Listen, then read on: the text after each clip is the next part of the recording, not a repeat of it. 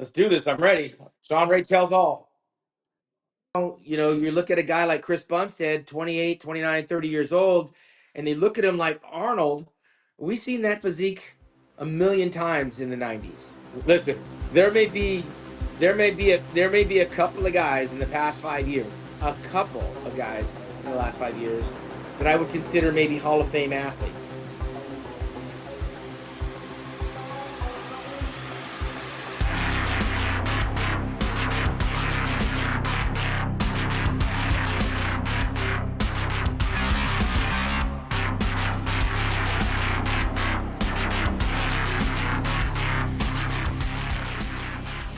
I have all these camera choices. It says back camera, back dual camera, back telecamera, and then it says P Diddy camera. Oh shit! Oh, you don't want that. Don't click that.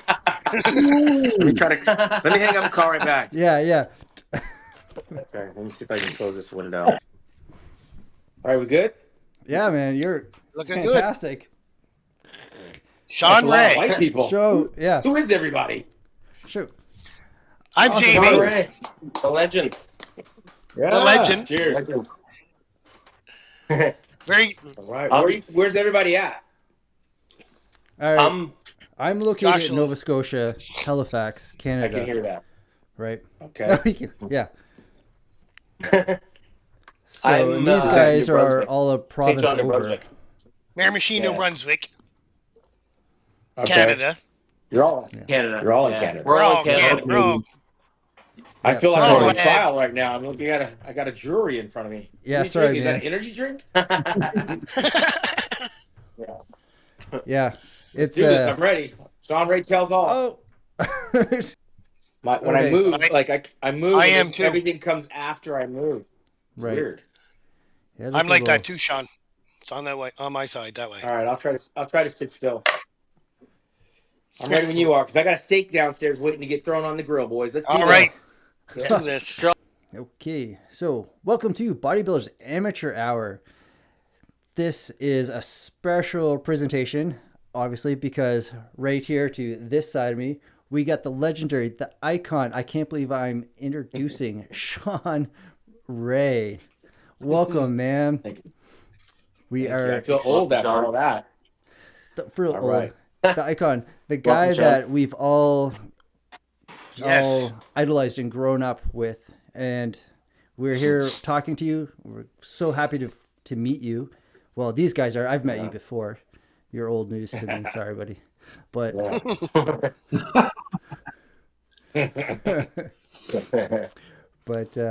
yeah, welcome. Thanks for coming on the show, buddy. Yeah. Welcome. Right on, man.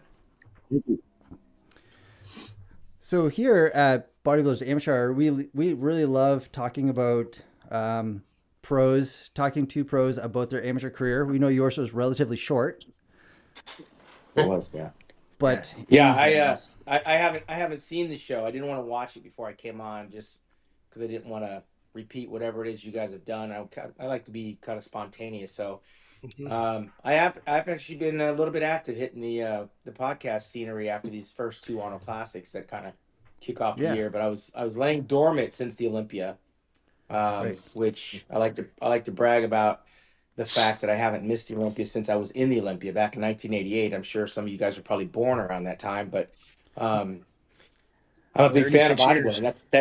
That tells you my dedication to the game. If I'm not missing those, that show. I also never missed an Arnold Classic. I like to brag about that. So when people start saying, when people start saying I'm talking out my ass about certain things, they got to remember I'm there. I don't watch bodybuilding on YouTube and read it in magazines. I actually attend the show. So when I have an opinion, it's based on what I see, based on what I experience. And sometimes that gets me in hot water when I talk about some of the athletes and break down doing commentary. But I pulled back from that. We got a new breed of people that have come into the industry a little bit more sensitive than me. And I'm watching them. I'm watching them give out participation medals to everyone that qualifies for the Olympia. And we're living in different times when it comes down to it. So I sit back and watch and I reminisce about the old days when you used to be able to tell it like it is. Right. Oh, man. And we really miss that. And I think we need that. We need that back. It's right. Oh, we do. Makes it For sure, yeah, definitely. Do you think Well, that it took everything. It took entertainment. everything in my power to pull. It took everything in my power to pull back and be quiet and kind of watch and listen. But listen, these guys have Yeah. very thin skin, and I don't mean that in condition ways. he's just like right? Everybody's Yeah. real sensitive.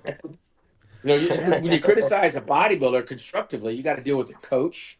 You got to deal with their best friend. You got to deal with their cameraman that goes to the gym with Oh, them for their YouTube channel. And the next thing you know, they try to cancel you. Yeah. So right. But like, we're living in different times. but when you're criticizing someone, you're doing it constructively, right, to help. But a lot of people Oh, now yeah. just they can't handle that. That's how I built my career. I mean, listen, if I'm not hearing the negative stuff, what am I working on when I go to the gym after I lose a contest or get ready for a contest? Right. I think back in the day, it's kind of like when we played football here in America. You play football in the 70s and the 80s. You get knocked down. Your coach tells you to get up and go back in there. Now you get knocked down. The dad runs out of the stands, Yeah. pulls the kid over to the Tackles. sidelines and rubs him on his head, pats him on his back, and tells the coach he needs a break. Right. Bodybuilding has become very. I used a word that kind of went viral for about 5 minutes. It's the pacification of bodybuilding. You can't tell the truth because they don't want to hear it. You know. Yeah, 100%. Sean, And sorry, go ahead, Josh. no, man, I was just gonna say, like 100%. We even, again, we find it's almost like that, even starting in the beginning at the amateur ranks too, right? Yeah. Now, it Oh, wasn't for like sure. that when we all started. When I started competing back early 2000s, it definitely wasn't like that. It's just the past, the past 7 years, maybe even early, a little bit Let's sooner. just call it 10 Yeah. years. 10 years, At least yeah. 10. I guess, That yeah. worse. It's just been a downward But spiral for it is. I was thinking, am I getting old? But it seems like all the guys my age agree with me. So I'm not. That's not that I'm getting old. It's just that you miss the purity of being critiqued. You miss the purity of guys being honest, and none of these guys really want to hear the truth. They want pats on the back because they feel like they're doing something special. And bodybuilding is like playing basketball. Anybody can do it. You're just lifting up weights and you're consuming calories. But when you decide to get on stage to be critiqued and to be judged, you got to take the good with the bad. And some people don't belong there. Even on the Olympia stage, some don't There's belong there, truth be told, but there's a small fraction of people that say, hey, it's the Olympia, and not everyone can get to the Olympia. So we got to make sure that we pat this guy on the back because, the Olympia is the biggest. No, it is the biggest stage, but not everybody deserves to be there because you can actually qualify, go over to some show in, I don't know, one horse town, podunk country out in you pick the country, and there's three guys in the show, and you happen to win. So Yeah. I think the watered down effect of bodybuilding for the Olympia specifically is number one, we have too many shows. Number two, we have too many people qualified. And number three, it should become more elite, right? Because the fewer guys you have on that stage, if you have the best 10 or the best 15, then we know that there's through process of elimination, we have the best 15 guys. But when you get there and you got 38 guys on the stage, I'm burnt after I see 10. right. Yeah. I tune out. Like back in the day, yeah. Like Sean, you turned pro in what, 88, was it? 88. 80, 86. I won my pro card in 86. 87. My debut was in 87. 88, yes. 88 was Yeah. your first Olympia. Yeah. You took It was 89 right off after and I then qualified. Well, I didn't take 89 off. The truth be told, I was suspended for getting hurt. So okay. I was training for the very first Arnold Classic in '89 that Rich Gaspari won. Right. And getting ready for that show, I was training with Mike Christian. We were doing some heavy drop sets on leg press, and I just kind of felt the strain in my neck, holding my breath. And I only liken it to like the sensation of maybe a rubber band popping, and it felt like it rolled up into the base of my neck, and it gave me constant, continuous pain whenever I did shoulder presses, whenever I strained on barbell curls, whenever I did pulley rows. So the only thing they could tell me at that time was time off, like a strained muscle in my neck. And I was 5 weeks out from the show. I told Wayne DeMelia, the then acting vice president, that I was injured. I'm getting electric muscle stimulation and massage therapy, but the doctor told me not to do anything for 5 weeks, which is exactly the amount of time for the show. And generally being hurt after already dieting for some time, I was young in my career. I wasn't going to jeopardize anything. It was a new contest. Although Arnold invited me personally and I was excited, I pumped my brakes. I was also burnt out from, I came off the Nationals in '87, coming off the holidays. I had my pedal was halfway down. I just didn't have that last 5 weeks to go in light of the injury. And Wayne DeMillia said, "Hey, we've advertised you. This is an invitational. You pull out now, you're suspended for a year." I said, do what you got to do. In the meantime, I faxed in my medical information from a doctor who made the claim that I should take this time off. And I didn't feel like I needed to justify an injury. Are you shitting me? You're questioning whether or not I want to compete. This is my dream. Arnold invited me. Of course. So I got suspended for 89. From 1989, from March of 89 until March, I think it was March 1 of 90, made me eligible still to compete in the 90 Arnold Classic because I think it was like a couple of days after the first. That if he would have had his way, I wouldn't have been able to do anything, right? Right. Yeah. So And you that won was that. the You won infamous that Arnold Classic, right? You won that Arnold Classic. with an asterisk. Yeah. Right. I won it, then I failed it. Then I won it, then I failed the drug test, right? So now I'm pissed. Yeah. Now I'm pissed because I put all that time to come back to the Arnold Classic after a year off, and I failed the test. Now, mind you, we all knew the test was coming. I wasn't trying to beat the test. I would have no Right. information on how to do that. So Yeah. I just got off of everything I was doing in January. So from Have they January to tested- March, I figured, they just a piss test, right? Like, have they tested anybody And- since that?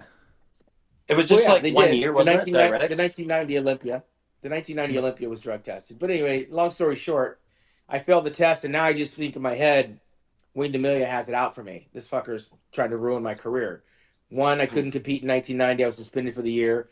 Now I win the contest, and he's telling me I got a failed drug test. I'm just thinking the fix is in. These guys don't want me. And at the same time, the WBF was getting ready. They were coming after some IFBB bodybuilders, but I wanted to be Mr. Olympia. And 5 or 6 months later, there's another drug test. There's another Mr. Olympia contest. I qualified by winning the Ironman 2 weeks before. And of course, I went to that Olympia. I went from 13th in 1988 to third place in 1990, passed the drug test, which they got the results back before the show. And I felt like Lee Haney was on his way out. He looked his worst. It was his 7th win. He tied Arnold Schwarzenegger. I'm thinking, I'm next in line. All I got to do is beat Lee Labrada, who was second. Yeah. So I had a lot of things going on in this 24-year-old mind of mine back then. And I had a lot of sponsors. I had a lot of opportunity. And here's Vince McMahon, dangling a $200,000 contract in front of me. And I have Joe Weider trying to keep me in the fold with the Olympia team. So I had a really, as bad as 1990 started off by failing the test and getting no prize money, getting third in the Olympia and gaining $18,000, getting a raise from Joe Weider, and having the inspiration from Joe to go back to Columbus and try to win the 91. I was like, fuck it, I'm going. I went back.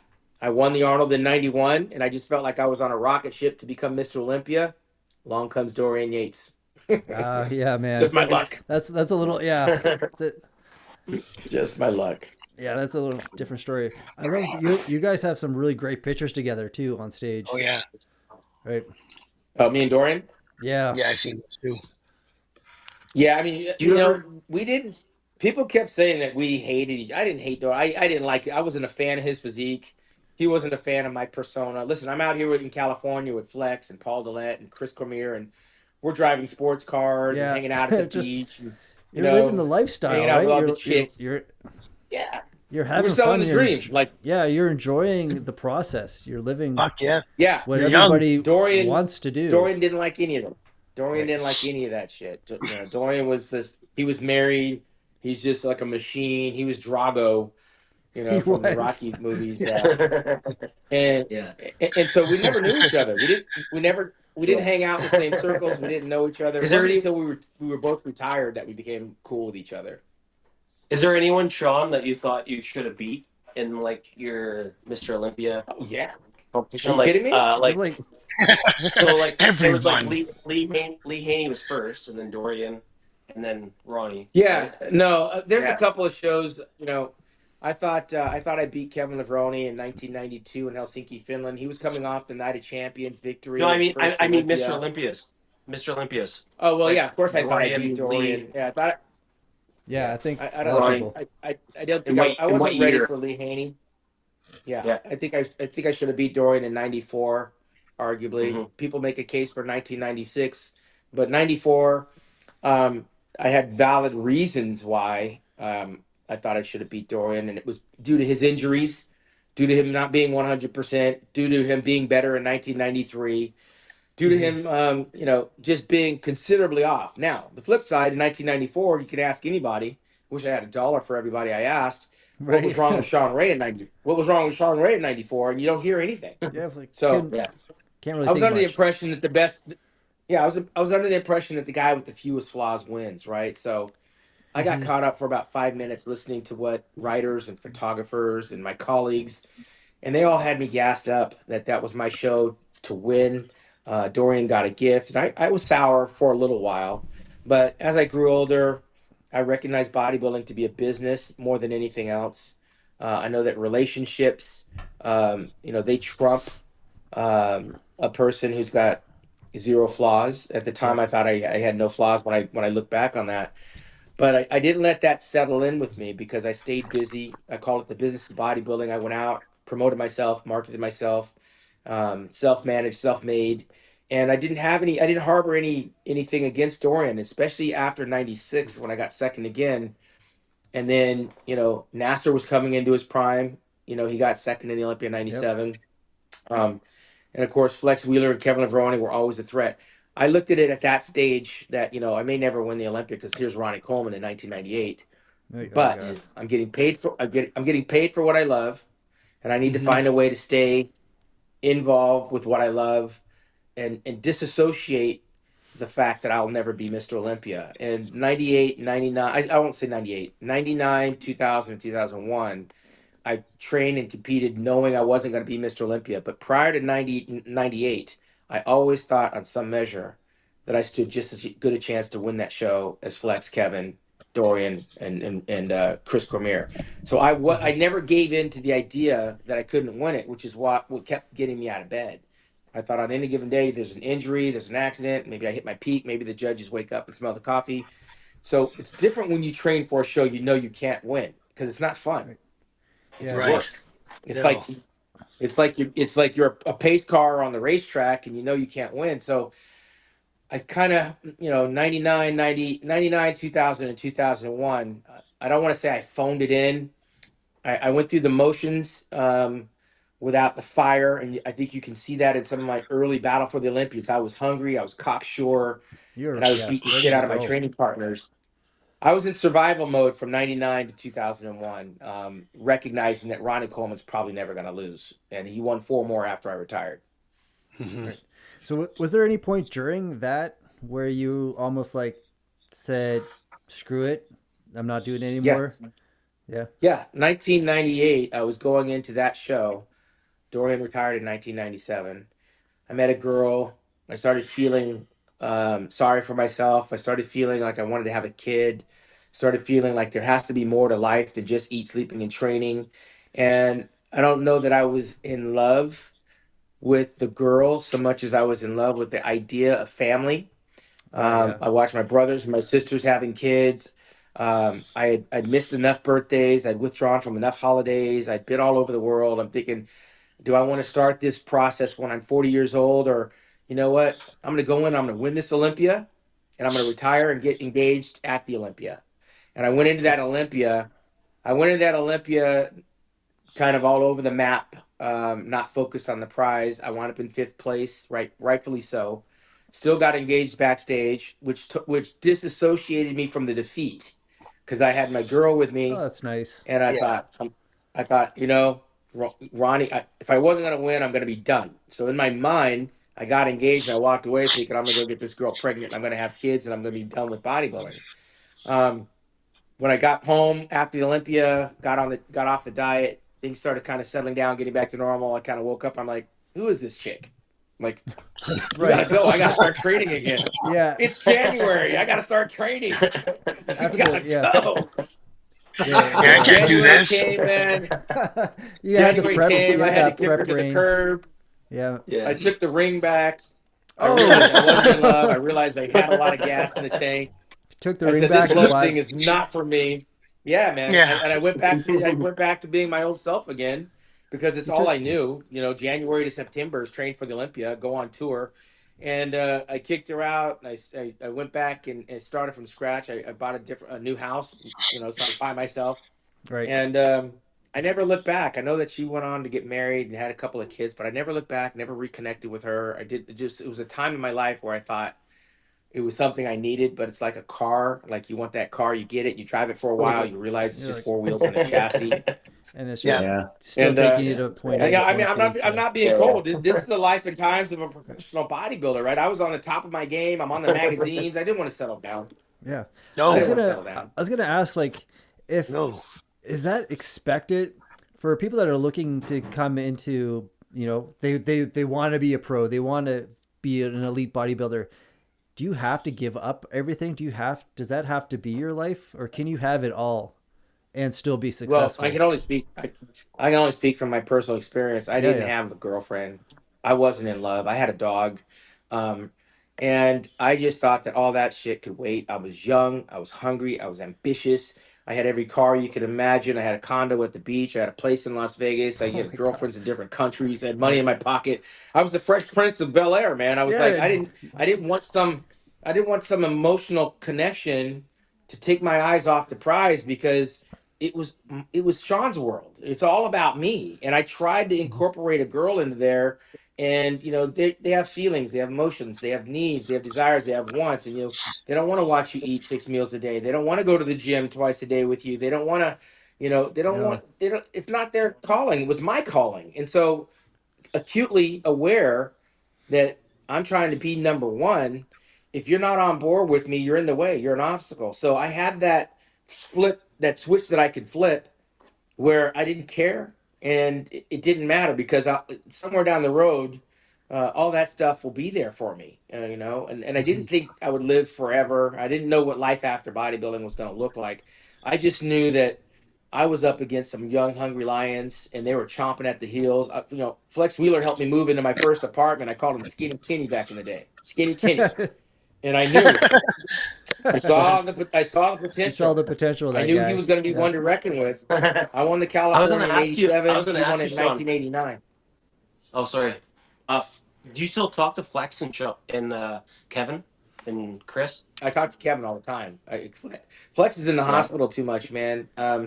Yeah, You yeah. don't know which personality you're going to get. This guy's he's got some real life issues, and he's one guy one day, he's another guy another day, and I'm not a fair weather friend, but I got too much going on to be. I'm not Dr. Phil. I can't fix other people's problems, but Kevin and we Yeah. talk all the time. He's probably the closest guy. Chris Cormier, another old OG that I kind of travel the world with. But you pick and choose the company you want to be in. I'm more positive. Flex is battling for his life half the time, so Yeah. it's Yeah. he's got to figure it out. But I'll tell Yeah. you, being a bodybuilder, I don't think I gave up. You said, what do you have to give up? I didn't look Yeah. at it. I was giving up. I felt like it was me against the world. I didn't mind being alone. I didn't mind living by myself. I didn't mind um, finding different people to beat up on in gyms and get my ass kicked in gyms because I was always very individually driven. And I do know that now it takes a village. I hear these bodybuilders talk. I got my family behind me. I got my girl behind me. I got my trainer. I got my posing coach. I got my chef. Some Yeah. guys Yep. some guys need all that shit. It was never in my economy. I don't want to say that they were weak because they had it. I certainly didn't envy that. But when it's just you against the world, it's a lot more simpler. It's Yeah. easier to figure out what you're doing wrong for me. Easier to figure out what I was doing wrong. I had a lot of people that were friends to me. They weren't Right. friends of mine. I was a bodybuilder, but I was always me. I moved 20 minutes within the radius of where I was born. So the people that knew me and I hung around with, I went to elementary, junior high, high school, and college with. They didn't give a shit about me being a bodybuilder. They knew Shawn Ray. These people that were in the bodybuilding, I was acutely aware that a lot of them were trying to get what I have, or Yep. wanted to learn what I learned, learn what I knew. So these were associates. Through the years, I was a mentor for Chris Cremier and Flex Wheeler and Kevin Levrone. I've grown old with those guys. Lee Haney and Mike Christian and Lee Labrada. These are guys, and Samir Banu. These are guys that I idolized, that I have them in my Rolodex. I talk to them all the time. We're friends I'm near 60. I'll be 60 in 2 years. So bodybuilding for me created this fraternity and the brotherhood that I didn't know in my 20s would last into my late 50s, and it will continue going as long as I'm Oh, here. 100. And you don't realize that when you're doing it. You don't. No. You No. think these guys are all like these are ducks in the pond that you're taking aim at and you're trying to knock them all down and forget about them. No, these are guys that I've employed. I've gotten them seminars. I've gotten them guest posing gigs. We've traveled the world. We broke bread. Kevin Levrone was there when my daughter Asia was born. She's 18 years old. She'll Cool. be 19 this summer. Kevin was right there in the hospital with me. That's awesome. So that's how that connection is. That connect. Kevin told me back in '94. He came to my house for the first time. His first Olympia, he was second place in '92. I was fourth. '93. I'm not sure if Kevin was even in the '93 Olympia. I think he tore his pec. Yeah, he did. But who would have thought that at that time in '93, '94, when Kevin and I are chomping at the bit for the Olympia title, that in 2005 he'd be standing next to me when my daughter came out. You know what I mean? Yeah. And It's we the were bond we were that just together a this. week ago. We were together a week ago over in England, and we're going to see each other in 2 weeks over in Germany. So that's what bodybuilding does. It makes the world a much smaller place, and it makes family out of friends. Oh, Yeah. 100%. Again, like Agreed. Us guys never grew up together.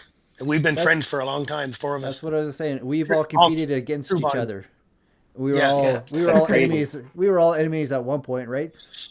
Yeah. Just No, like what's even crazier is that we're all here talking. I right. guarantee you, none of you thought this was going to happen at this Nope. time of your life. No. No, no, So Yeah, it did happens to not. me. It happens to me all the time. When I talk right. to Lee Haney, I talk to Dorian, and I talk to Samir and Lou Ferrigno. I have to pinch myself. Even Boyer Coe, Right. Robbie Robinson. I got them all in my phone book. It's crazy. Yeah. Exactly. Like when I messaged these guys a few days ago and I said, "Hey, guess make sure you're available Tuesday." And they're like, "Okay, sure, whatever." And then I'm like, "Okay, good." I didn't tell them who was coming on. I just wanted to make Uh, sure that whoever was Everybody. available to take the time out of their day to do it. Then I was like, Shawn Ray. Then how many people all of a sudden just started lighting up saying, "Can I be on? Can I be on? Can I be on?" I'm like, "No, no, no." That's funny. I'm like, these are the guys. Yeah. These are the guys here that were coming on, regardless of who we were bringing on, right? Well, you know what's great about the sport is when I was in that position coming up, you'd have to write a letter, Yeah, not to the athlete, but literally to the magazine. Hope the magazine gets the letter to the athlete, and you know damn well none of those athletes were taking the time to write anybody back, yeah, right? no, So Right. right, now you can send a DM on Instagram. You can find them on their webpage. You can send them, you can find them on WhatsApp. You literally can. The world is so much smaller. You can really find whoever you want to touch, right, and Right. there's a 50-50 chance you might get a response. right. And like it's wonderful too because like you and I, I don't know if you remember, we've hung out for a while back at the Arnold's during the expos, and we were literally signing autographed T-shirts together one year, and like Yeah, yeah, I so don't. I don't remember. I know, because you had. Classic. I know you don't remember too. I know. I like to think in my head. Yeah. You do. I like to think that. I'm like, That's all. I have no idea what I- year we're talking about. right? No, this was not. Yeah, last year at the Mutant booth. Okay. But yeah. Yeah. Okay. In my Yeah, head, Sean's only finish your done it story. once. Sean's only signed Here it is. autographs once, so he I know just once. It's like, doesn't remember. That's funny. Yeah. yeah. Now in my head, I'm just like, he remembers me. This is why he answered my Yeah. message. That's right. I'm like, we're buddies. You want to know why I answered your message is because I'm a veteran of the game, and I also been where you're at. Like you got to remember, I've worked in the media my entire life, including while I Yeah. was a bodybuilder. The articles that you read in the magazines, if you had any back then, they were written Oh. by me. Yes. They have an editor. I always get a kick out of it when someone comes up for an autograph and they pull a letter out that I hand wrote back in the Oh, day, cool. and to them it meant something. The reason why I took the time to do that was because I did that to Chris Dickerson when I was 18 years old. Chris was making posing trunks. I was getting ready for the Mr. LA. They didn't have a teenage category, so I was going to have to go in the open. And so I wrote Chris Dickerson a handwritten letter, and he sent me back one typed, and with his signature on it at the bottom, it said "By the Gods." I remember it said Yeah. 1982 Mr. Olympia by the Gods. Well, that I was 18, and I remember it like it That's was crazy. yesterday that he Yeah. took the time to type, because it was a typewriter, it wasn't a computer. I, Oh, I Yeah. I hand wrote some shit to him.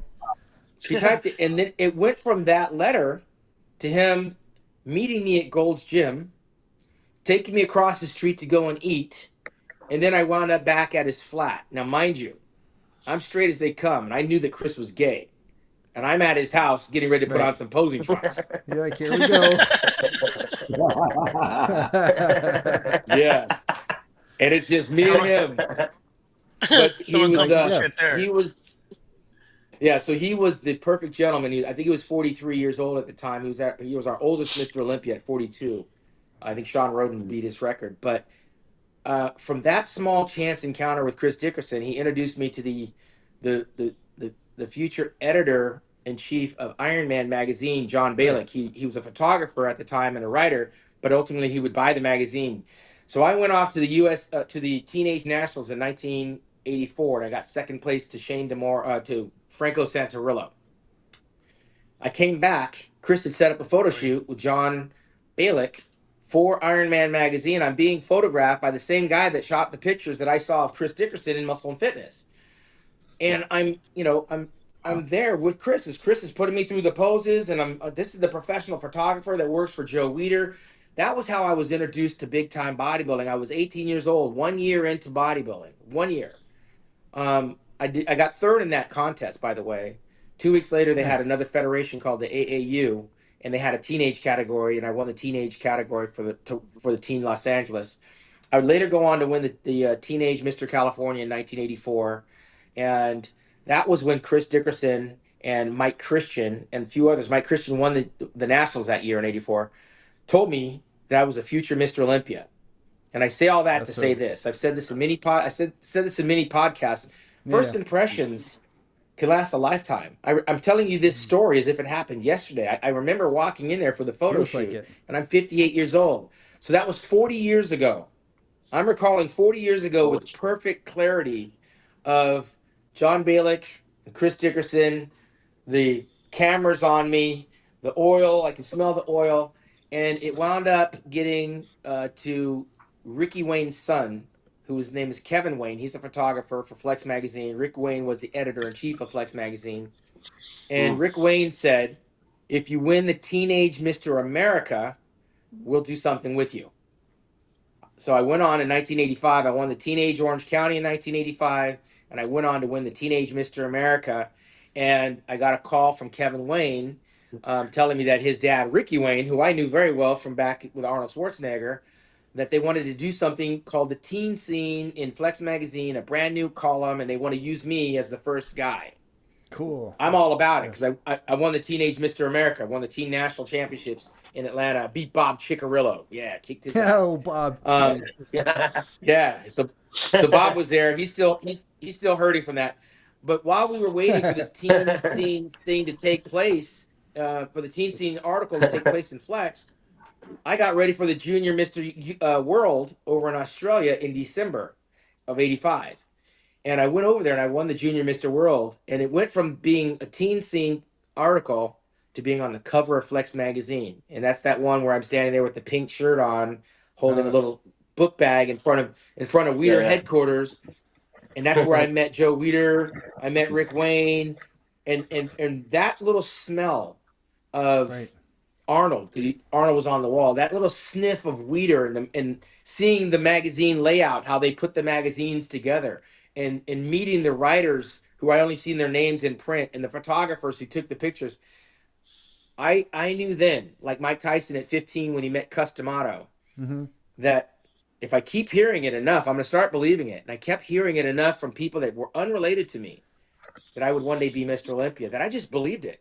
So I went about the business of thinking in my head, I'm gonna be Mr. Olympia one day. Stay out of my fucking way. I'm on my way. I mean, so girls parties, the bullshit, none of that had any room because I met Joe Weider. I'm on the cover of Flex magazine.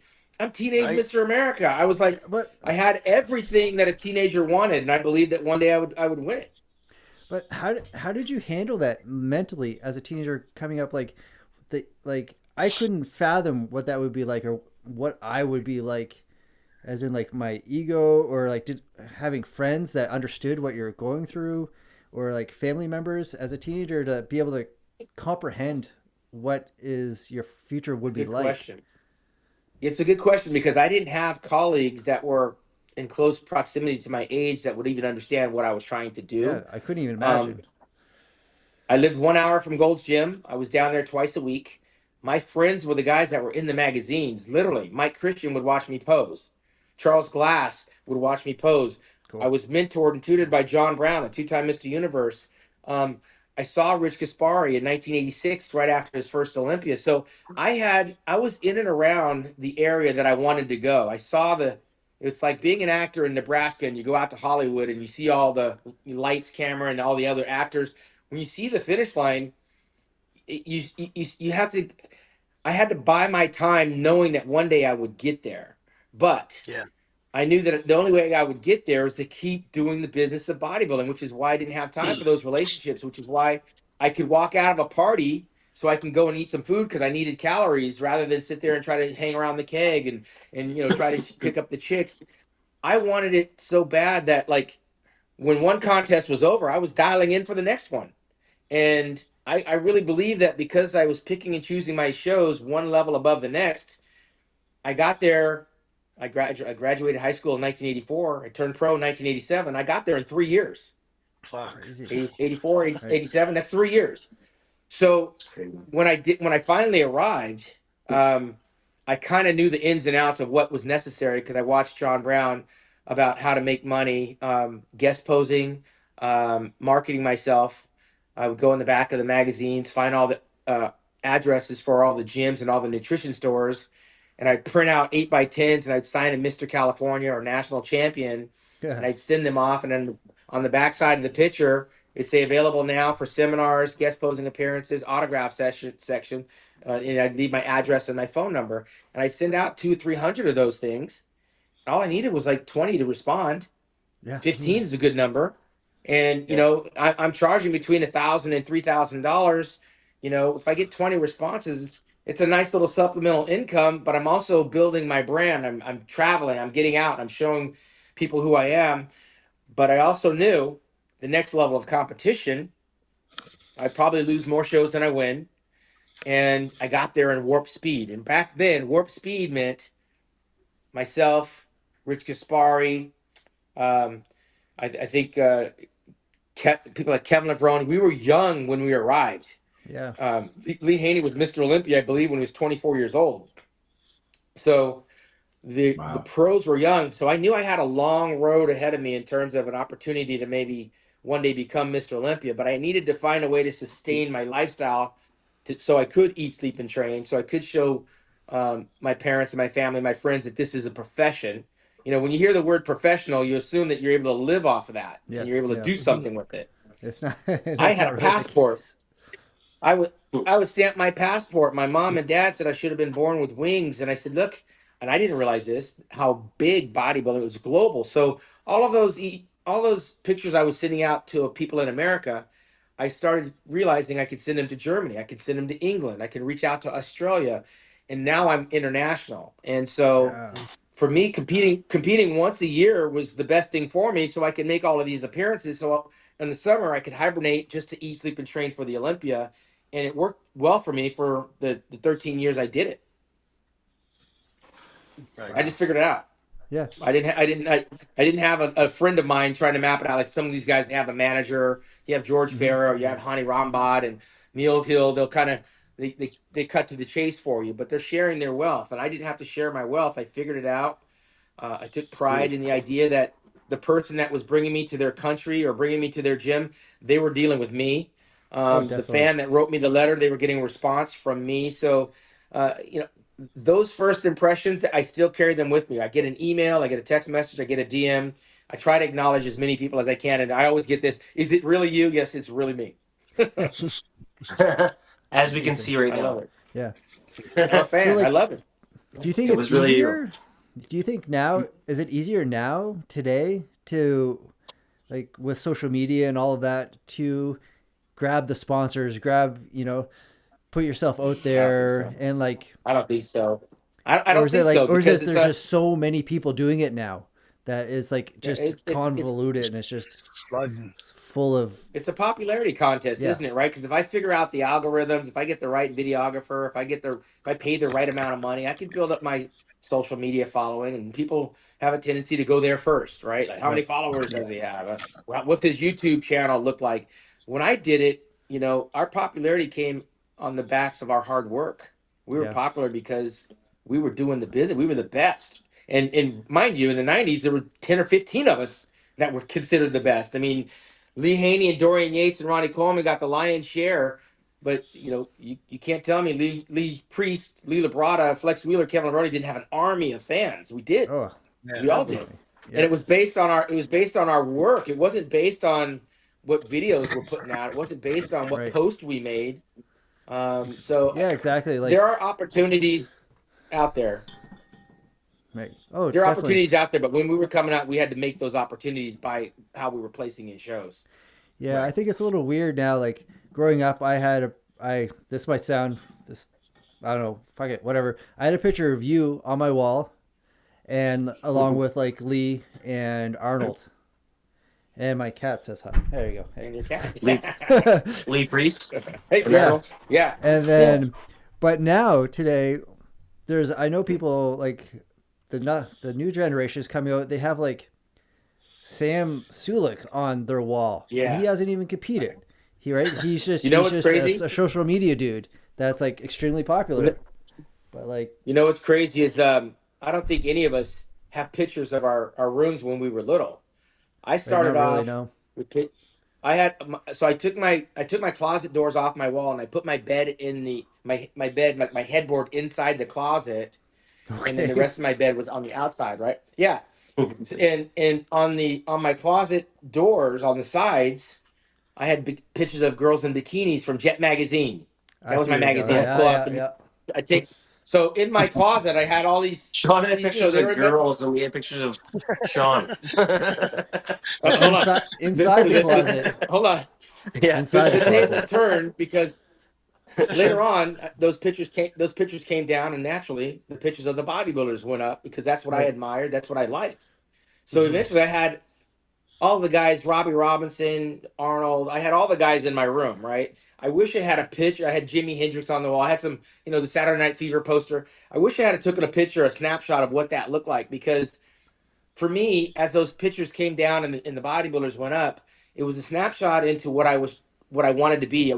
It reminded me where I wanted to go on a daily basis, right? I could see it. Today, we don't have that because all of our pictures No. are on our phone.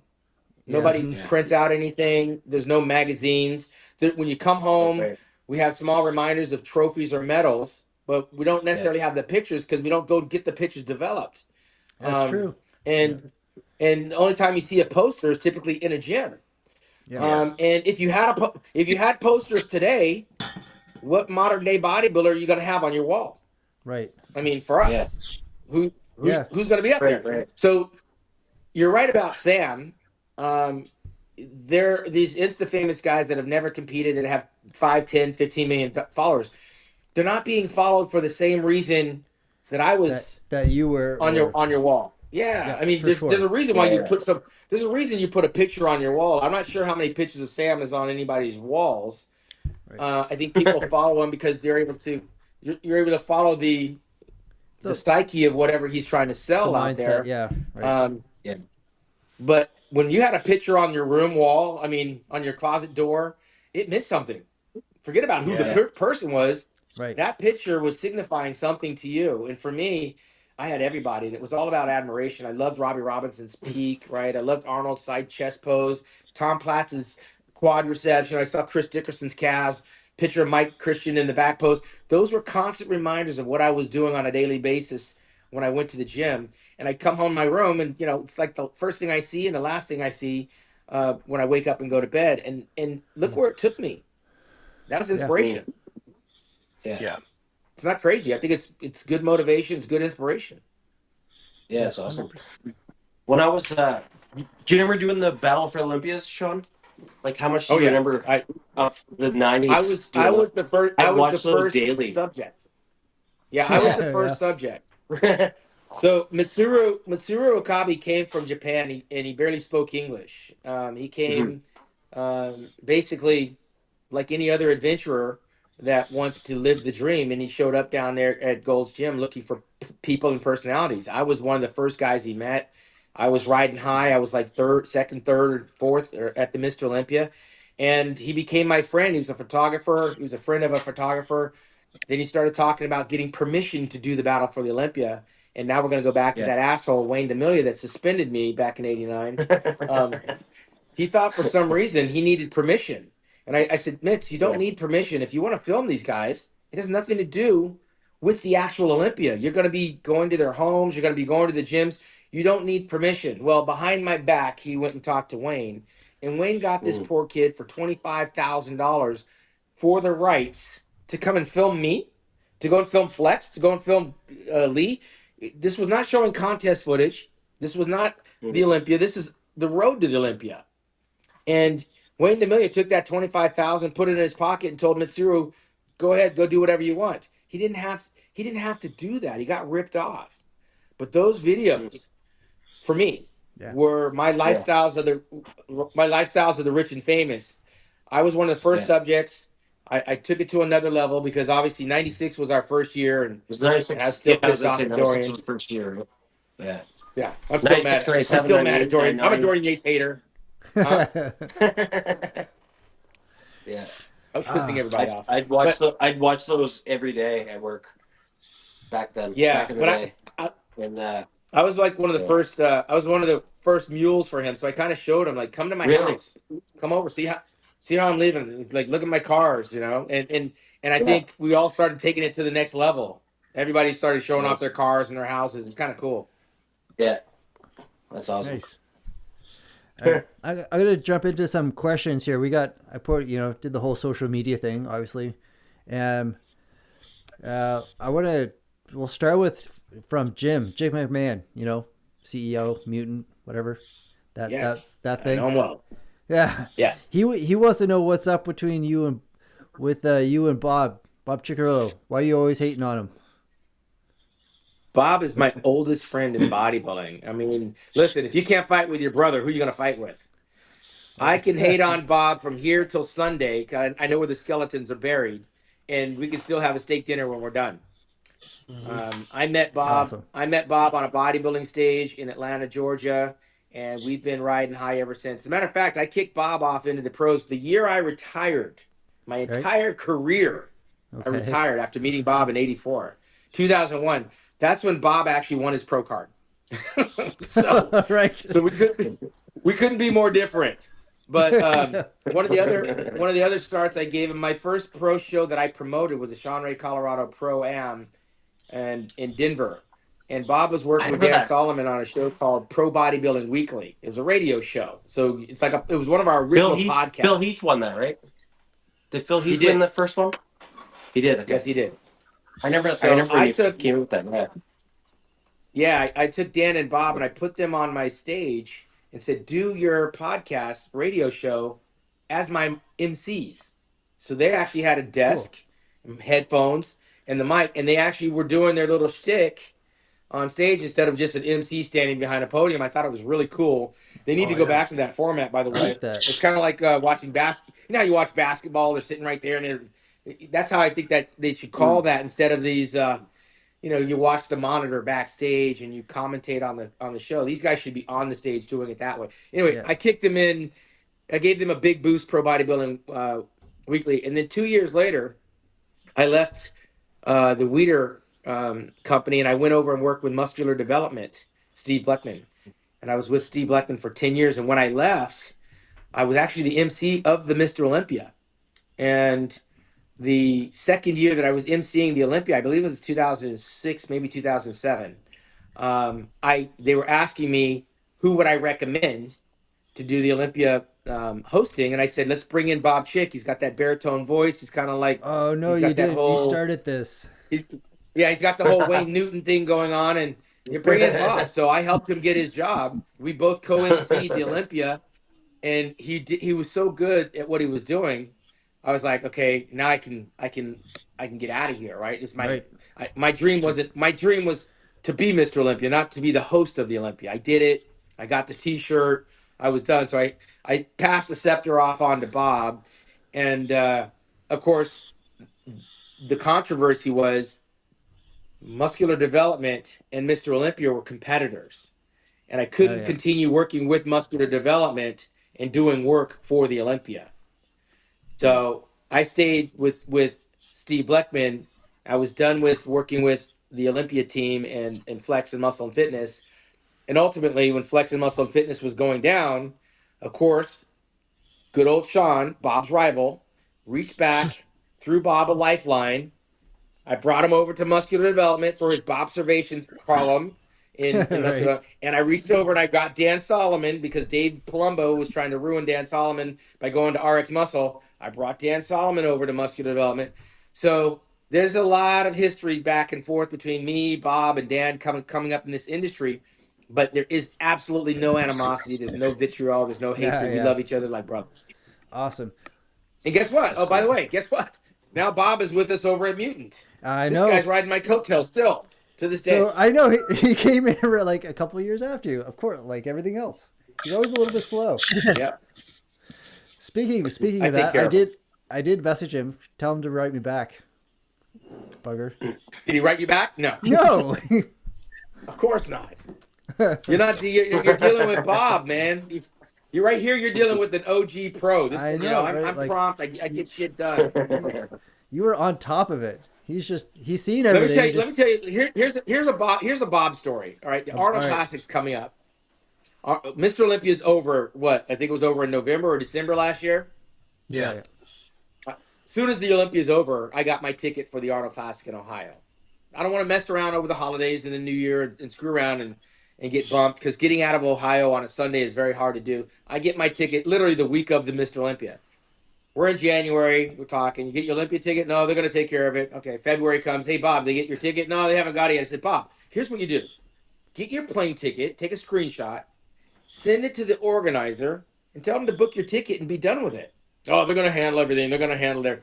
Oh He no. is he's constantly crying about the fact that the promoters that are paying him to do his job don't get his plane tickets in time. I go, Bob, get your own plane ticket, have them Simple. reimburse you. I'm constantly putting the diaper on Simple. this baby all the time. All the time. Trust Oh me, it's a man. lot of work. Oh, I don't. Okay, that it sounds like it might be a handful even to try to organize him with this. So I don't know.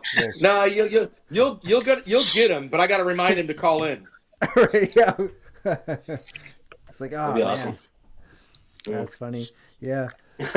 Um.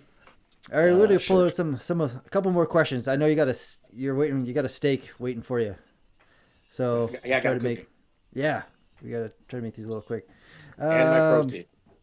Oh, you need it. Where you go?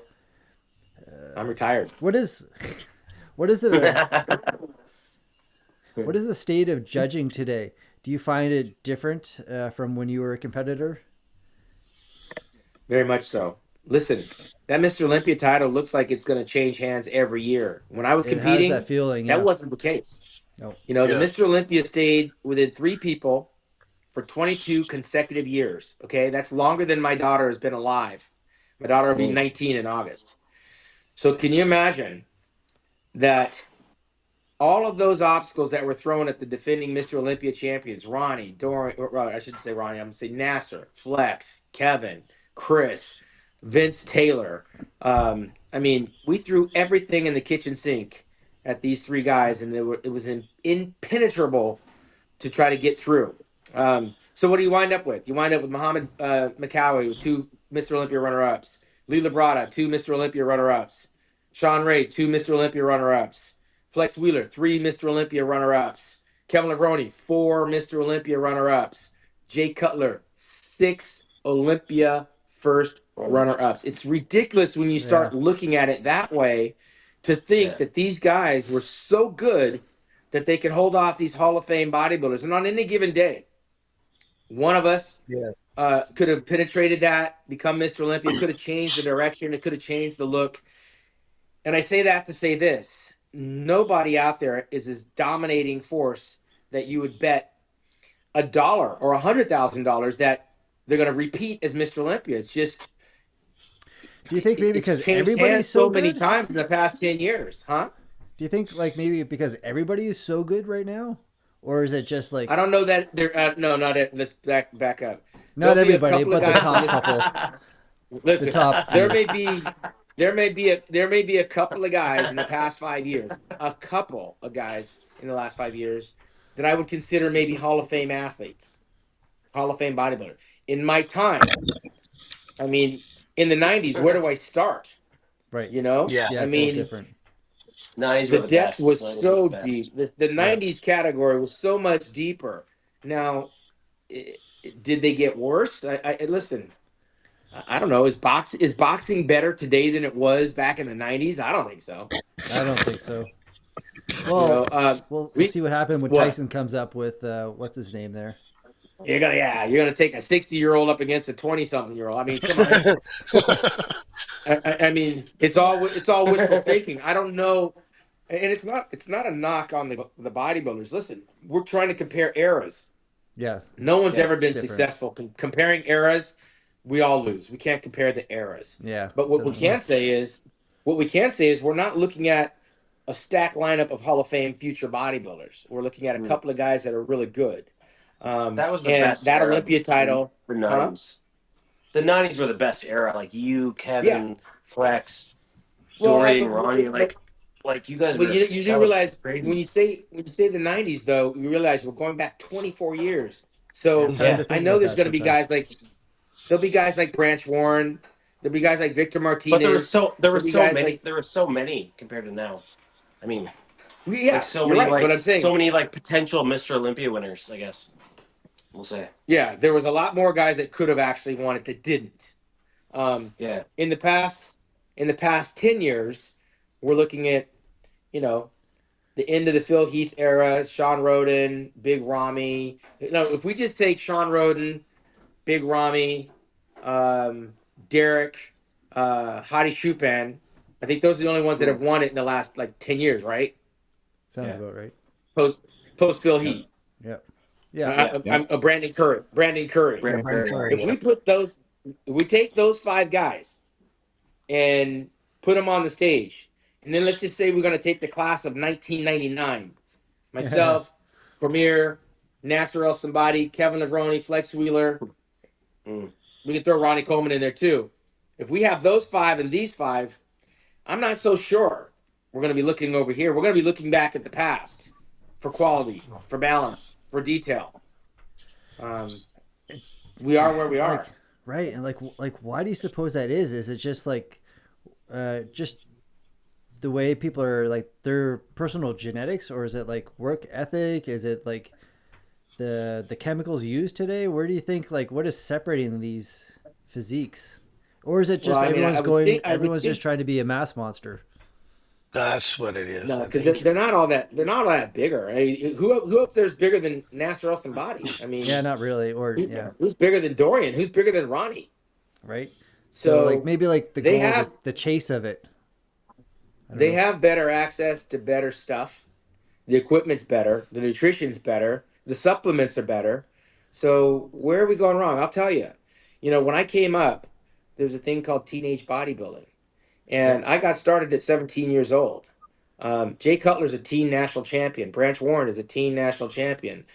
Chris Cormier won the Teenage USAs. I won the Teenage Nationals. Rich Gaspari turned pro at 20 years old. These guys that were doing it back when I was doing it, we got a running start into our 20s. So by the time we were 25, again, Lee Haney won the 1979 Teen National Championships. You know, to give you perspective, Lee Haney won the Team Nationals in 79. He won the frickin' Junior Nationals. He won the National Championships in 82. Third in his first Olympia in 1983. wins the Mr. Olympia in 1984, and he's 24 years old, and he retires at 31 with 7 Olympia titles at 31 years old. That's amazing. So Right? Yeah. you got to ask yourself, where are you spending your time in your 20s? Where were you as a teenager? We built the base as teenagers that by the time we were 20, we were built like men. And these guys that are doing it now, you know, you look at a guy like Chris Bumstead, 28, 29, 30 years old, and they look at him like Arnold. We've seen that physique a million times in the 90s. And as good as that physique is now, if you put it in the 90s with the boys, it's not gonna match up. But we look at it now and we go, it's the closest thing that we have to the 90s. For I'm sure. telling Chris Bumstead, look, roll the dice, man. Jump in the Mr. Olympia contest. Make the judges decide, do they want this over here or do they want what you're presenting? He won't do it. I like He it doesn't though. think he doesn't think that that's where he wants to go with his career, but it would be a dream come true because I can tell you twice on Sunday they're going to give him the Mr. Olympia title just because more people appeal to that look. More It's people true. want to be like that. And you know, when you got a guy that's popular, they can do anything. Michael Jackson was selling Pepsi Cola. Mike Tyson was selling Pepsi Cola. Michael Jordan put on the Air Jordans. I remember Allen Iverson, Hall of Fame basketball player, looks over at Michael Jordan and goes, "You're wearing the Jordans." You know, I mean, this is Allen Iverson, one of the greatest basketball players, and the Jordans were impressing him. So I think everybody wants to be like the more popular guy. And Yeah. right now, Chris Bumstead has a wave of popularity, not because he's making some crazy posts and making outlandish things, but because he looks a certain way that I think men and women alike love. I Right. loved what Bob Paris brought to the stage in 1983. I wanted to be Bob Paris. Every guy wanted to be Bob Paris, and every girl wanted to be with Bob Paris. There's only one winner in that, and that's the guy that he was with. But he had a universal Very look. true. He had a universal look that Yeah. every man could relate to and every woman wanted. And right now, Bumstead is the modern day Bob Paris. I think he's making a mistake. He's putting himself on an island. I mean, he's going to go into a show that everybody knows he can win. He's won it 5 times before. And I'm going to keep on, giving him a hard time because I think the true challenge is changing divisions and replicating what he's already done. We're going to That go would watch be a really movie we've already interesting. seen 5 times. Huh? That would bring That'd the be- crowd would be, and the views for that Olympia would be unbelievable. Sick. That happened, right? Listen, I'm not Nostradamus, but I told Derek Lunsford what he Right. could do, and he's And living the dream right now. I told him before, long before he went into the open division, after he won the USA Championships, came in the 212. I think he got second place the first time. Then the next time he wins the 212, I said, "Man, you need to be in the open. You need to forget this 212. You already won the 212. Go open." And he Yeah. goes and guest poses for Jim Mannion. Everybody says go do open. He does the open, and Oh, ultimately he wins the open. This could be Chris Bumstead that we're talking about, and he would be legendary and he would be forever remembered. Listen, you won 5 classic physique Olympias. Is 6 really going to be that impressive? I mean, we expect you to win. You beat these people guys are. before. Yeah. You beat them 5 times already. I mean, Sid Gillens won 7. Sid Gillens has won 7 women's physique Olympia championships. Andrea Shaw has won 4 Ms. Olympia titles. Are we going to be surprised when she wins number 5? Are we going to be that much more impressed if Sid Gillen wins 8? I mean, not really. If Chris Bumstead goes in the open and becomes Mr. Olympia, it changes the landscape of our whole industry on a number It of would. levels. It would. It Yeah. changes what we think Mr. Olympia should look like. And I'm going to keep on saying it just to keep pissing him off because I believe that. And I'm really wrong. I love it. We want to know about a couple more questions before we go. We want to really curious about you joining Mutant team. How did that come Yeah. about? And like, is that something that you've been looking at doing for a while? Or did they just approach you? What's the deal with that? Yeah, I mean, sometimes the stars align and timing is right. I had worked with several different nutrition companies off and on because I was always doing promotions. So I was promoting a couple of lines here and there. And there was about a 2-year period where I wasn't doing anything. And a friend of mine reached out to me and asked me if I was with a supplement company. And I told her no. And then she put me in touch with a guy that said, we're rebranding. We're trying to do some things. Are you receptive to having a conversation? And I said, yeah, I mean, I'm over here doing my thing. I'm grinding. I got the Shawn Ray Classic. I'm emceeing the Arnold Classic. I'm traveling all over the world making appearances. Let's see what you got. They got me on an airplane. I went up there. I fell in love, and we made a baby. And now it's like, I got Sean Clarita and got Andrea Shaw on Yep. board with us, and we're blowing up. Yes, sir. One of the good things is that I found out along the way was there was no ego involved because I came in Oh, post with Rich Piana, and when I right. looked at the Yes. brand, and it had this little edge to it that I wasn't really. I'm kind of a clean cut guy, and I didn't really know what they wanted to do with the brand and what they were trying to do with the marketing side. But me being so well connected, I said I can open some doors for you guys, give you some exposure where you don't have, especially in North America over here in am I North America or South America? Canada is North America. I don't know. Yes. In the United States. How's Canada. that? Yeah, we're So I started knocking on doors, and one of the big doors I opened up was the Arnold Classic, where you saw us there this past year with a yeah. major That's a footprint at the Arnold. huge accomplishment for Mutant. Yeah, and I was already working with the Olympia, so reintroducing them to the Olympia platform, and I've gotten them, in some places that they haven't been, and they've done really well with taking care of the athletes, bringing on people that aren't first class athletes, so giving even the small person an opportunity to belong. And right now, when I look around the industry, I mean, I see Mutant more than I see anybody else. And I remember there was a time where, you constantly saw one brand here or one brand there. And right now, we did some rebranding, some repackaging, some new products. We're kicking some major mass, and I'm glad to be on the Mass. Yeah. team. I got one more question about that. When this dropped, All in. when this dropped, what does Yeah, that make all you in, feel baby. like when you see that? Like you're Yeah. on a supplement, your pictures everywhere, Yeah. plastered. What does So that I feel got like, my man? What is that like? Does that? I can just imagine how that feels. So I was 22 years old. I just done the New York Pro Night of Champions. They changed the name. And Twin Labs, owned by Steve Bleckman and his twin brother, approached me for a photo to be on their one of their most famous products called Rip Fuel. And they I think showed I've me the heard of that. picture they were Yeah. going to use, taken by Mike Neveu from Iron Man magazine. And by the time they made the product and started marketing it, my head didn't make the cut. It was just Oh. my torso. I was doing my famous pose, and there was no head. So I said, I get my big break, and you cut my head off.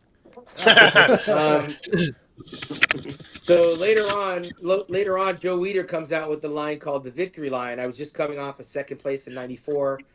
I was on the Phil Donahue show, being one of America's most eligible bachelors. And I was all over the place getting second to Dorian, and they came out with the Victory Line. I was doing the Flex Magazine workout, and they did an ad campaign with myself and Labrada and a few other people. And I got to tell you, when you see yourself in a magazine, as a pitch person selling a product, it's surreal because it takes you back to when you were a teenager and you saw the other people, Charles Atlas, with the dumbbells and the, Jack LaLanne, and they're selling stuff. It really does kind of come full circle Yeah. in terms of my body of work. When I was approached with the All In campaign, and I had an opportunity to exclusively sign that product with my name on it, for me it gave more validation to what I did with all the blood, sweat, and tears, the 6 meals a day, the living by myself, the fucking dog was my only companion, Right. the girls that I had to kick out of the house, the parties that I had to miss, and here I am. I'm on the bottle, right? Yes. And it's not just here in California; it's all across the country and around the world. It does validate in hindsight the things that you sacrifice, and you don't know. I mean, this is a second act for me because I'm 58 years old, and to be working with a product that other amateurs are taking on their way up reminds me of when I was taking the products with other athletes that were on them when I was coming up. So it feels validated and rewarding, and I certainly don't take it for granted. Yeah. I'm here for it. Jim McMahon being born the same year I was, Bob Schick being born the same year I mean, I feel like I'm getting old with the right people at the right That's time in the nice. right place. That's nice. I have a few more Awesome. questions, but you guys down there, do you got something? I don't want to take it. Yeah. I don't want to take up everything. What did you know when you were just getting started? So you were a teenager. What did you know that no one else knew? What were you doing that no one else was doing? Because you were enormous by the time you were 20. Yeah. Yeah, I think it was my discipline, my ability to block out the noise, my ability to not feel, my ability to just kind of believe. I was believing what I was being told, what I was being fed was I was going to be Teenage Mr. America. And Doyle Washington at the time when I started was Teenage Mr. America, and he might as well have been a grown man. He was the biggest teenager I'd ever seen, and that dream was a million miles away. But I knew instead of running, I needed to walk. Instead of standing, I needed to sit. Instead of driving, I needed to ride. I needed to conserve all my energy for the gym. And I needed to treat my training partners as sparring partners. Remember, I'm the same age as Mike Tyson. We came up side by side. My mentality was coming off of a lot of the things that he was saying. And I was indoctrinating myself with, I'm not going to work out. I'm going to fight. The gym was not a place where I was going to shoot the shit. And I was a silent killer because I didn't like to talk about the workout. I just like to turn the heat up, increase the repetitions, start doing drop sets, start doing supersets, do more volume. And if you were hanging with me, it was like now we start doing the cardio first. Most guys didn't want to do cardio back in the day, so we do 45 minutes of cardio First. instead of starting with squats. We're starting with leg extensions, then going to leg presses, then we go to squats. So I would start doing these little tricks to try to beat my training partner without telling him what I'm doing.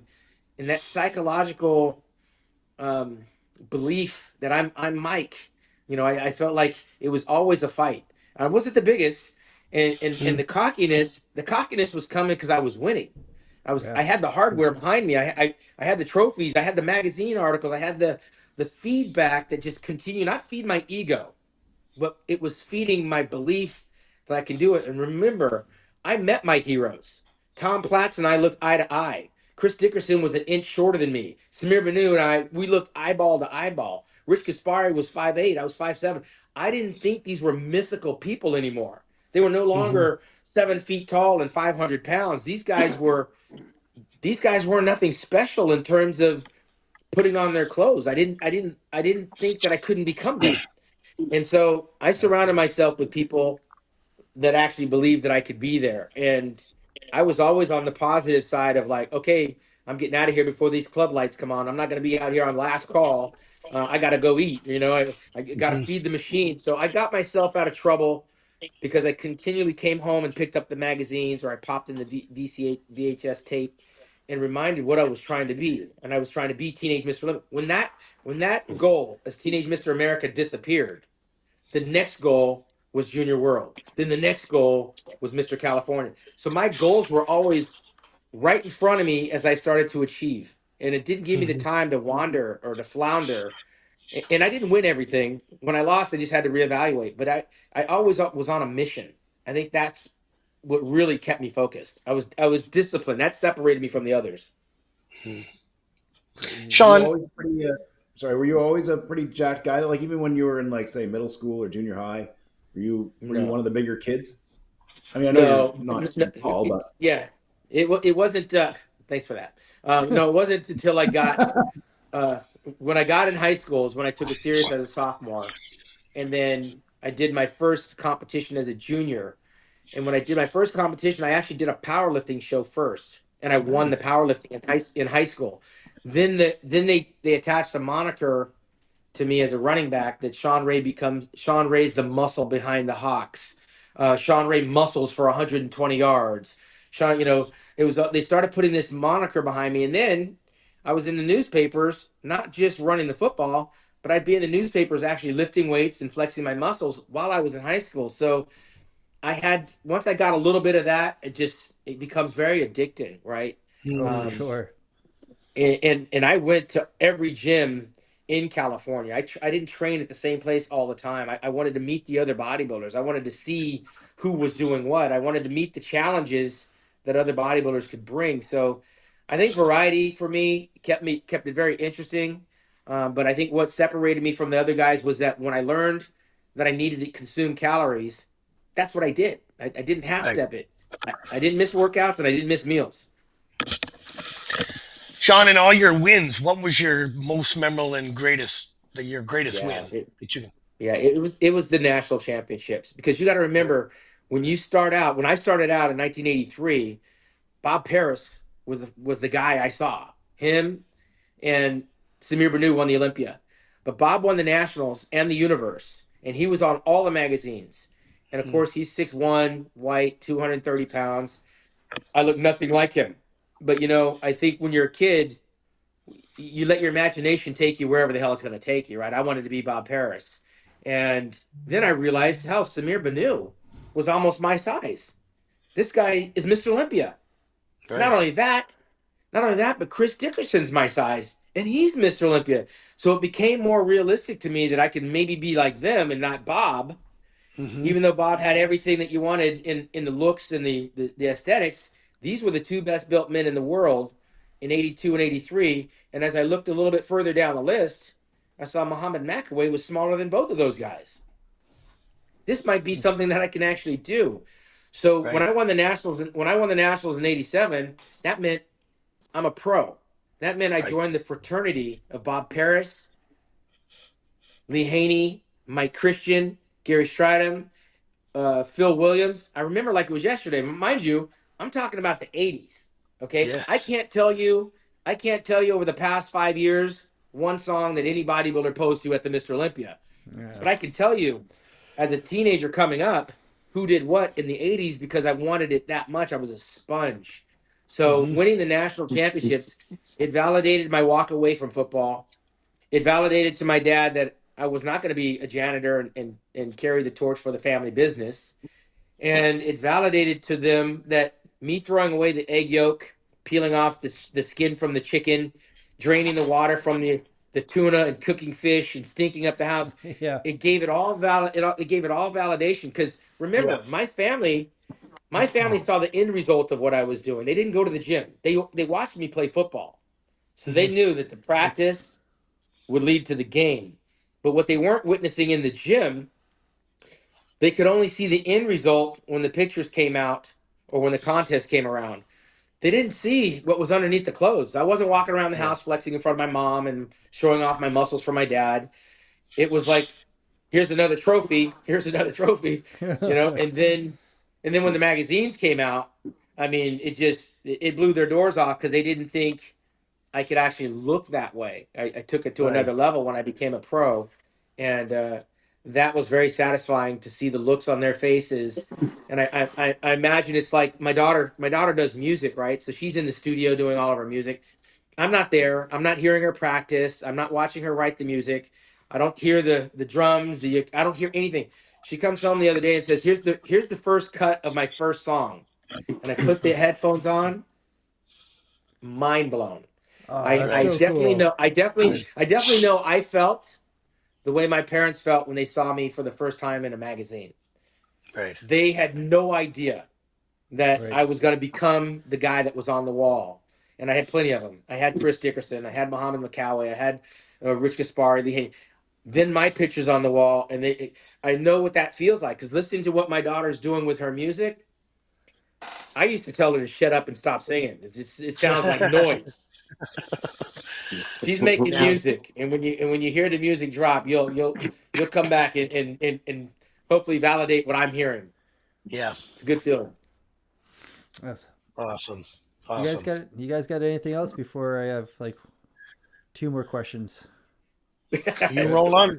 You roll on, buddy. You roll on. That's fine with me. I don't want to take and I don't want to take too much more of your time, man. Um, I'm really curious about your workout TV show. How the hell that Yeah. happened? Oh It's yeah. awesome because here in Canada we had a thing called Body Break with Joanne Yeah. McLeod and what's the Hal Johnson. Hal Johnson Hal and Joanne Johnson. Hal McLeod, Johnson, right? yeah. We on Yeah. TV we learned about, I don't know, like going for runs and healthy eating or like doing Pilates classes or whatever. But you put out some pretty awesome content way before YouTube, right? This is where like this was Oh fuck. this is like how a lot No, of that was people for learned how. that was for television. That Yeah. was for TV. Yeah. So like Yeah. this is how So- a lot of people learned. Like Yeah. So I Who was was on the asked to show do- with you, Sean? Like and pros. how did this happen? What pros were on the show with you? Boyer Cole. what pros weren't on the show. We had Yeah. everybody. So we wanted, what it was is we were trying to bring Flex Magazine to life.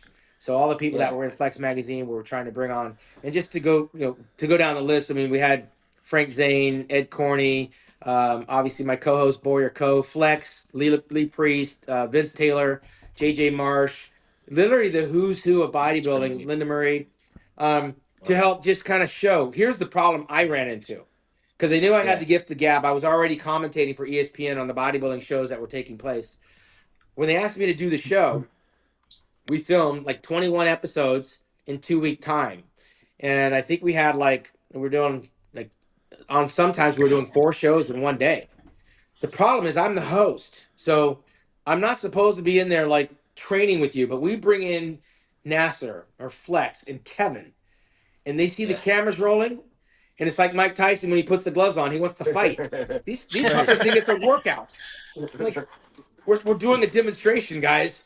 Calm down on the weight. They were killing me because I have to explain what's going on. If you watch the show, you'll see that when they're working out, they're actually training. And then when I actually do the weight, they're just counting repetitions. They're not even explaining what I'm doing. They're yes or no answers. Like, they're there to kick my butt on television. So I was aware that, there's no way I can keep up with these guys training. This year. So, yeah. So these guys were actually using real weights, and they weren't very descriptive when it came their time to talk about it when I'm training. They weren't really describing. They were just counting reps, waiting to jump back in so they could do another set, add more weight, try to embarrass me. I had to have the wherewithal to hold back, because when they left, I'm training here with JJ Marsh. When I was done with this show, JJ left. I had a fresh professional come in, or two, to now do another body part and have to do it all over again like it's fresh from the I got paid so cheaply. I should have asked for a whole lot more money. But you know what? I was just really tickled that I'm able to do something I love, and it was going to go beyond my VHS tapes. This is going on television, so it helped make me more of a household name. It validated my career. My parents loved it. It was on at ungodly hours out here. It was like 5 o'clock in the morning on the West Coast. But it was a good time, and I didn't get hurt. Nobody got hurt on that show, and I wish we could replicate that and do it again. But with the internet, everybody has their own little thing going on, and television's kind of going the way the 8-track. Yeah. Yes. Shawn, have you ever met Mike Tyson? Fucking cool. I met him several times. So I met him in 1989. I met him in 89, right when he was getting with Robin Givens. I was on my way to Bristol, Tennessee. I mean, these are the things that you remember because there's no way you can forget it. It's Mike Tyson, right? He's at the peak of his career. And I'm at LAX. I see the crowd kind of gathering around. I've got my plane ticket, and I'm actually talking to some gospel singers. It was BB Winans from the famous gospel group BB and CC Winans. But he was traveling with his sister Debbie. So it was BB Winans and Debbie Winans. And I get on the plane, and I'm sitting in between the two. I'm sitting right in the middle, and Debbie's on one side and CC's on the other. Mike comes on the plane. Of course, everybody's trying to get his picture. He's the champ. This is before Buster Douglas. But he fought Buster in 1990. But he's doing this whole thing with Robin Givens. And Mike comes down the jetway, and he knows CC. And I'm thinking, holy shit, he's coming right for me. I'm thinking he's walking to me, right? Okay. And he comes over and he starts talking to CC. But when he's talking with CC, not CC, BB.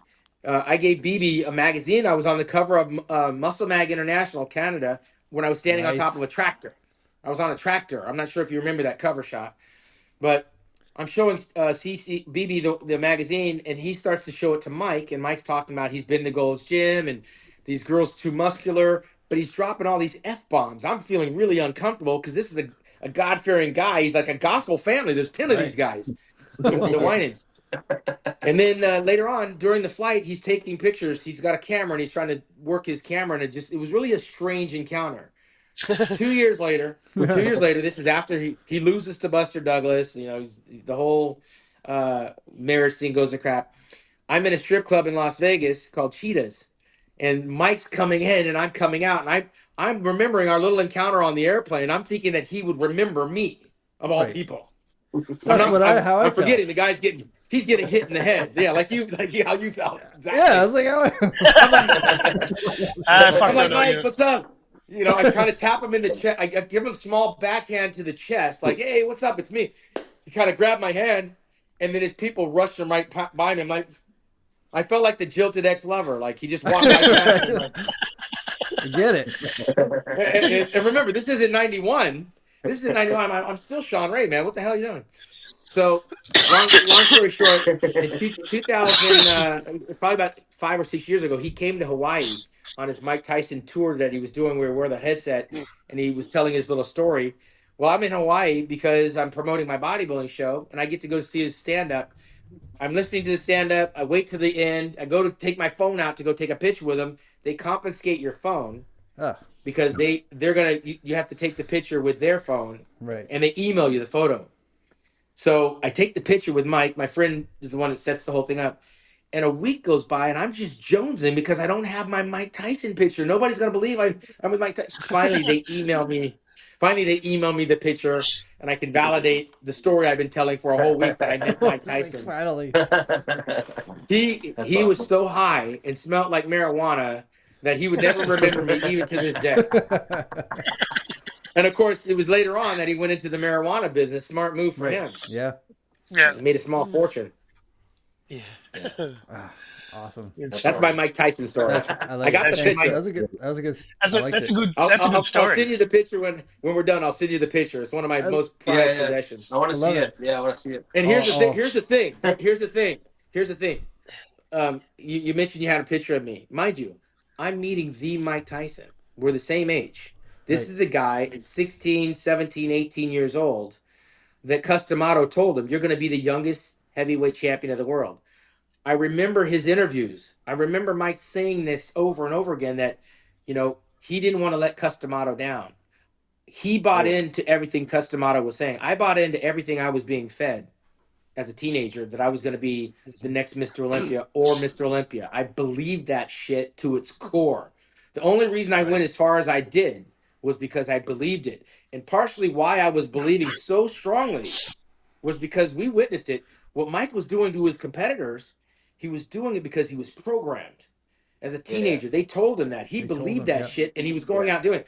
I was being programmed. I believed it, and I was channeling all of my Mike Tyson isms when I had the opportunity in the gym with somebody that I was working out with as much as you can, because there's no animosity in the gym. You just have to train your ass off and try to exhaust your partner. So I believed when I was training that I was Mike. And now I'm meeting this guy and he smells like marijuana and he doesn't give a shit that I'm taking a picture. Right. He doesn't remember the story from 1989 and I'm just blown away. Crazy. Sean, Oh, one that's one one quick question. I'll leave you alone. Tyson or Jake Paul? Again, we're talking about eras, right? So right. it won't Yeah. it won't end well for Jake Paul. I don't think If he so. beats Tyson, he beat up an old man, right? And mind you, I don't know how much weed Mike has smoked since I first met him in back in the day till now.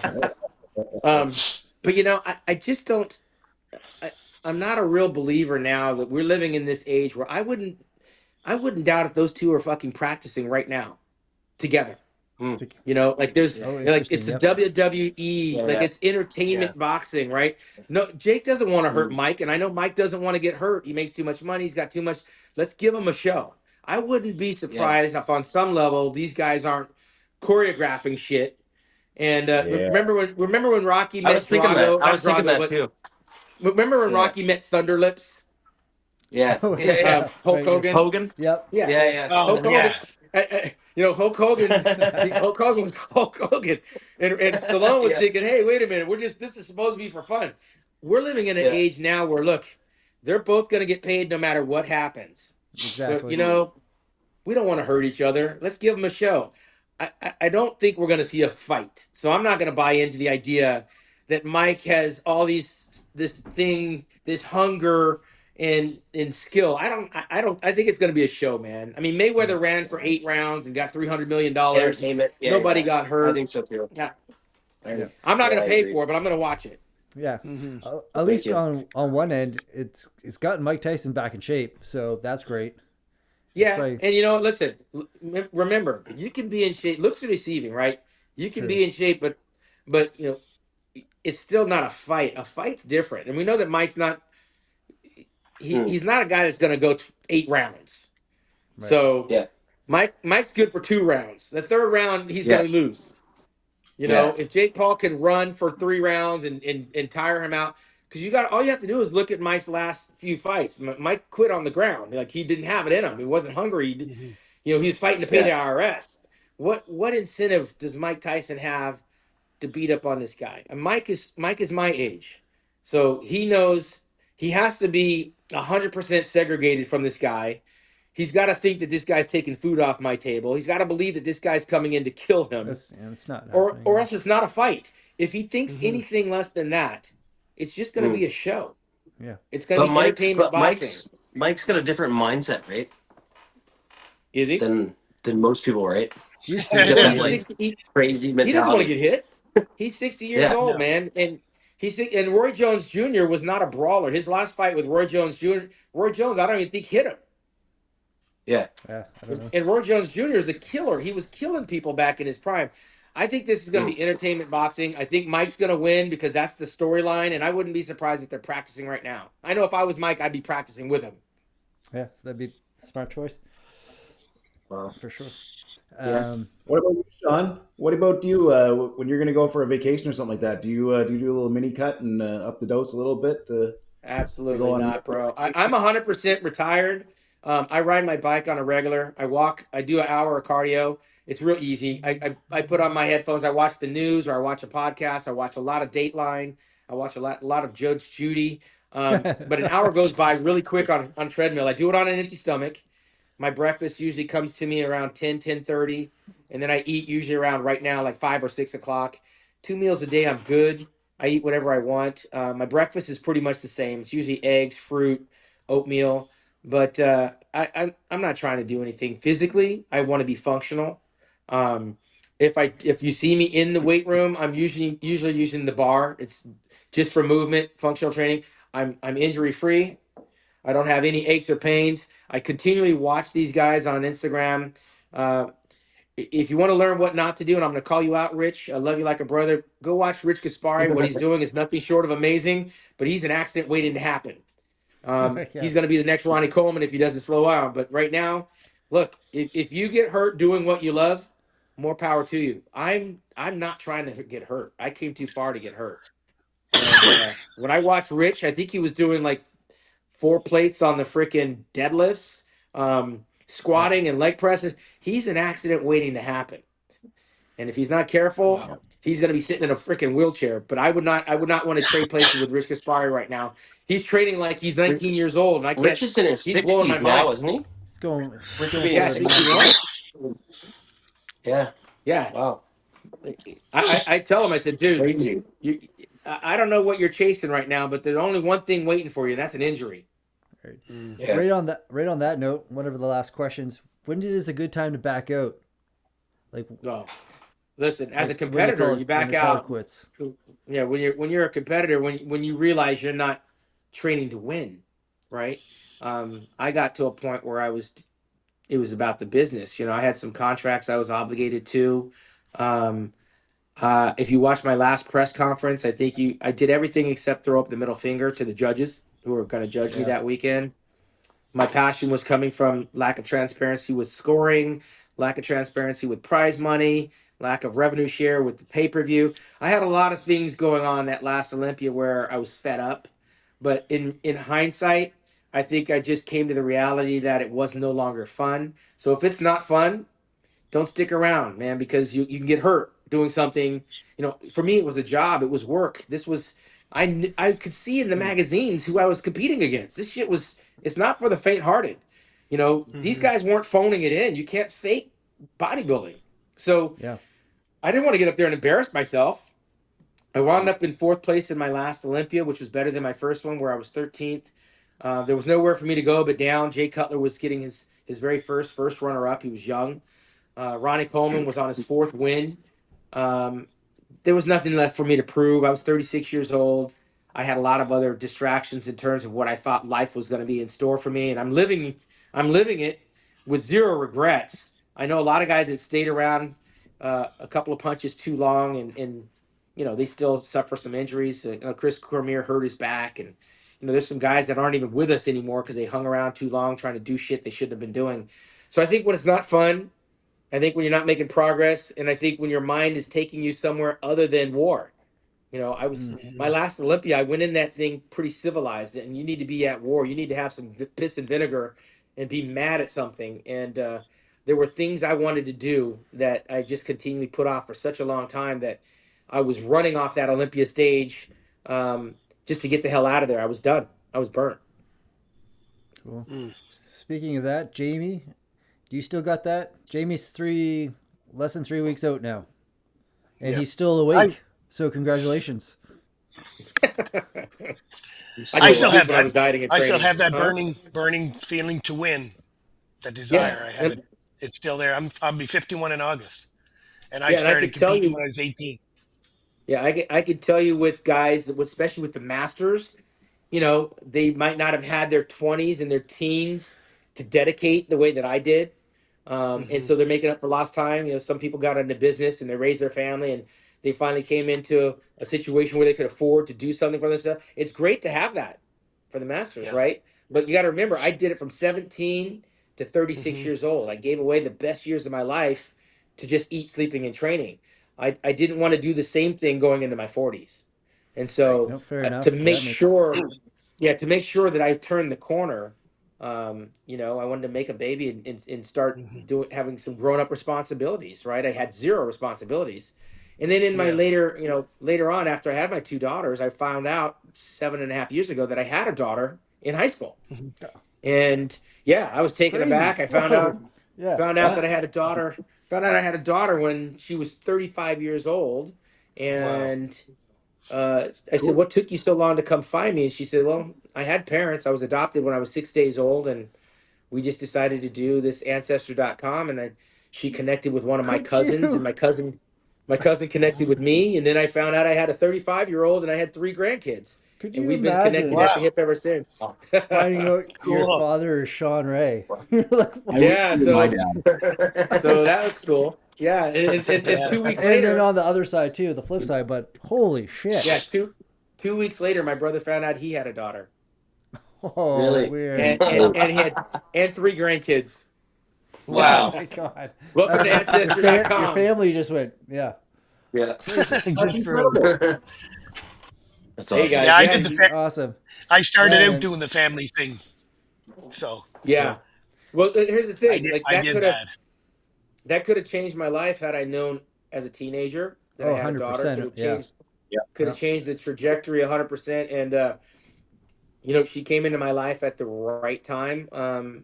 When I'm at the right age. Her parents are still very active, and they're saints. They adopted like three other kids back when she was young, Wow. and Wow. she's fully functional. Got a master's degree, married, and 3 kids. So I'm really proud that she turned out good. She helps work my Hawaii show, and I'm in Hawaii. So I got Amazing. an extended family as a result of something that I always wanted when I was bodybuilding. I was sitting in my house alone eating all those meals and dreaming of the day I'd have a daughter, right? And I You wound up know with it. three. I wound up with 3 daughters, and I got 3 grandkids. It's amazing. Turned out Nice. really good. Wow. Yeah. Amazing. Good for you, buddy. That's incredible. Perfect. Well, we'll leave it on that high note. That's great. Yeah. Yes. Yeah, man. That's It's a good one. yeah, buddy. So Something I'm happy that glad you. you took the time to join us. Like this was incredible. Yeah. Thank you so Yeah. much. Well, Thank you. Thank you. just real quick, Thanks, one of the Sean. things I'm Yeah. doing beyond my show in Hawaii, November 16th, you can go visit my website at buildwithpros.com. It's kind of a coaching site, motivational site. I'm just kind of regurgitating all the information that helped make me who I was. It's muscle mastery courses. It deals with diet, training, nutrition, competition, motivation. Everything I got, I put into this website. Check it out. Give it a like and a follow on Instagram, buildwithpros.com. And if you're interested Heck in yeah. getting one of the courses, they're available individually or collectively. There's 7 courses. Beautiful. Good.